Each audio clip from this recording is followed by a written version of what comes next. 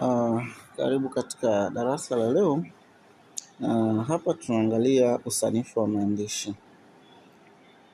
Kwanza tutadurusu maana na kisha tutaangalia vipengele vingine muhimu. Usanifu wa maandishi ni ufundi au stadi wa kufanya jambo kwa kutumia lugha. Ni kwa vipi msanii anaifuma lugha katika kujadili jambo fulani.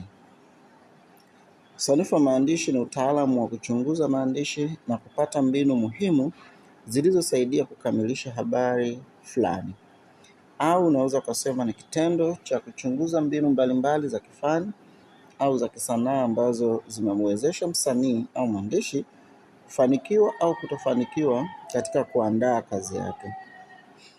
Vipengele muhimu vya kuzingatia katika usanifu wa maandishi: moja ni aina ya matini, yaani kazi iliyoandaliwa. Katika kuangalia aina ya matini tunayoshughulikia, matini huweza kugawanywa katika makundi ya msingi matatu ambayo ni mkondo au muundo wa riwaya, tamthilia au ushairi.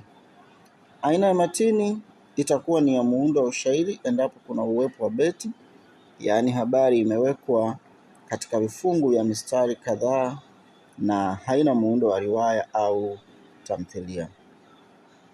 Matini zinazoweza kushughulikiwa zaweza kuwa kama ni kifungu cha habari, yaani nathari, yaani masimulizi, yaweza kuwa mazungumzo kwa maana ya majadiliano, au kama ni ushairi utakuwa kwenye beti.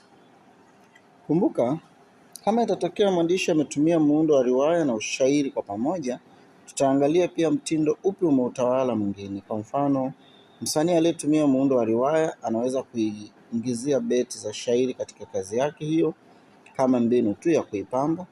Hivyo kazi hiyo itakuwa ni ya muundo wa riwaya. Hakuna muundo au aina ya matini iitwayo changamano. Kwa ufupi, eleza matini inahusu nini. Hiki ni kipengele kingine. Katika kipengele hiki huwa tunaangalia matini tuliopewa imehusu jambo gani au imezungumzia kitu gani. Mfano, matini yaweza kuelezea magonjwa kama ukimwi, malaria, kifua kikuu, maisha ya kijana maskini, mapenzi kati ya msichana na mvulana, vita kati ya nchi moja na nyingine na kadhalika. Jambo la tatu ni muundo uliotumika katika matini. Muundo ni mpangilio, mtiririko au mfuatano wa matukio katika kazi ya fasihi, yaani mawazo, mwendelezo, kilele au upeo na mwisho ambao hugusa mambo yote katika tamthilia, kama ni sanaa ya maonesho na riwaya katika sura mbalimbali. Hivyo, kama matini ni ya muundo wa riwaya au tamthilia, muundo waweza kuwa wa moja kwa moja, muundo rejeshi au muundo wa kurukia. Kama ni ushairi, tunaangalia idadi ya mistari katika ubeti wa shairi na kupata miundo tofauti tofauti kama tamalitha, mstari mmoja, tathnia, mistari miwili, tathilitha, taribia, tahmisa au sabilia. Kumbuka, endapo umekuta shairi lina mchanganyiko wa idadi ya mistari katika beti zake, yaani mfano ubeti wa kwanza una mistari mitatu, wa pili una mistari minne, wa tatu una mistari sita, wa nne una mistari miwili, hutajadili muundo katika shairi hilo. Muundo wa namna hiyo haujadiliwi katika usanifu wa maandishi. Kipengele cha 4 tunaangalia mtindo. Tuki 1981 wanasema mtindo ni namna au jinsi ya kufanya kitu kwa kufuata utaratibu fulani, au ni namna au jinsi msanii anavyoiumba kazi yake na kuipa sura ambayo kifani na kimaudhui huainisha tofauti toka msanii mmoja hadi mwingine. Inaleta upekee wa mwandishi. Katika tamthilia na riwaya, msanii anaweza kutumia mitindo mbalimbali ili kuipamba kazi yake na kuipa mvuto wa upekee.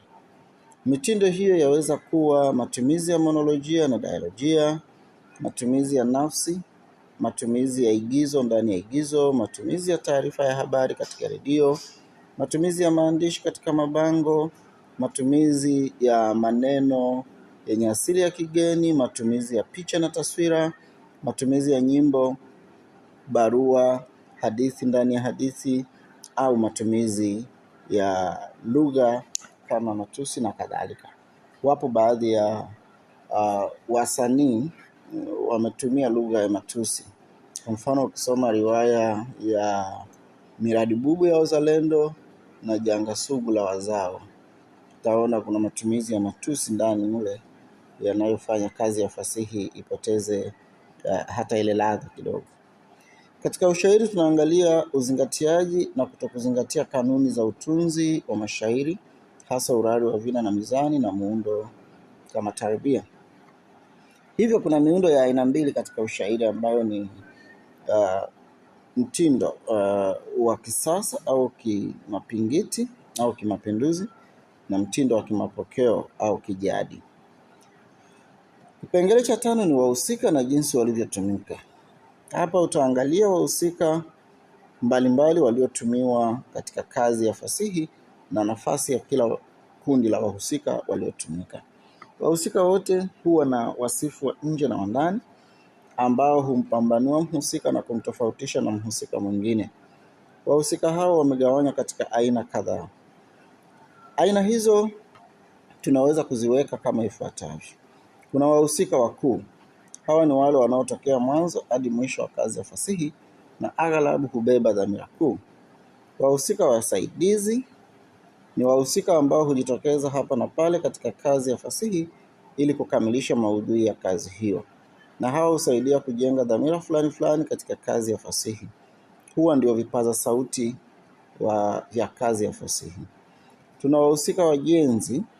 Ni wahusika ambao hutokea mara moja na kupotea katika kazi ya fasihi ili kukamilisha maudhui fulani. Kwa mfano, katika tamthilia ya Ngoso Penzi Kitovu cha Uzembe, Huzuni, mtoto wa kiume wa Mzee Mito Mingi, anatokea mara moja na haonekani tena. Au katika riwaya ya Kusadikika, Auni kipofu. Auni ni mtoto aliyezaliwa katika familia duni, naye anaonekana mara moja tu anapokutana na kina Salihi na Sapa na kisha anapotea. Kipengele cha 6 ni matumizi ya lugha. Hapa tunaangalia lugha iliyotumika, urahisi au ugumu wa lugha yenyewe, lakini pia tunaangalia vipengele mbalimbali vilivyotumika katika kuikamilisha lugha. Vipengele kama misemo, semi, nahau, tamathali za semi na kadhalika. Lugha ya picha pia inachunguzwa. Tuna kipengele cha mandhari. Hapa pia tunachunguza maeneo mbalimbali ambamo matukio yaliyoelezwa yametokea. Mwandishi anaweza kugawa mandhari katika makundi. Kwa mfano, mandhari halisi ambayo inarejelea maeneo halisi ambayo hata msomaji anaweza kuyafahamu na hata yanafikika. Pia kuna mandhari ya kubuni.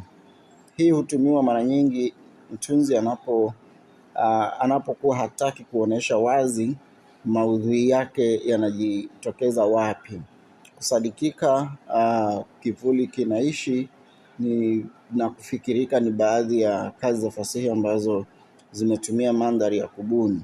Lakini hata kusoma riwaya ya Miradi Bubu ya Wazalendo, riwaya ya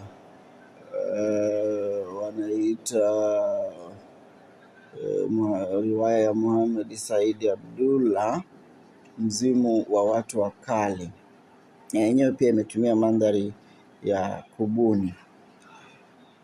Kingine, tunafanya tathmini ya ujumbe. Ni kwa vipi mwandishi amezitumia vyema stadi hizo kisanaa kuwasilisha ujumbe wake, na ni ujumbe upi ulioupata kutoka katika matini hiyo, na kiasi gani amefanikiwa au hakufanikiwa. Kwa hiyo kwa ujumla, hivyo ni vipengele vinavyohusika tunapofanya usanifu wa maandishi. Karibu katika darasa la leo na Mwalimu Maida.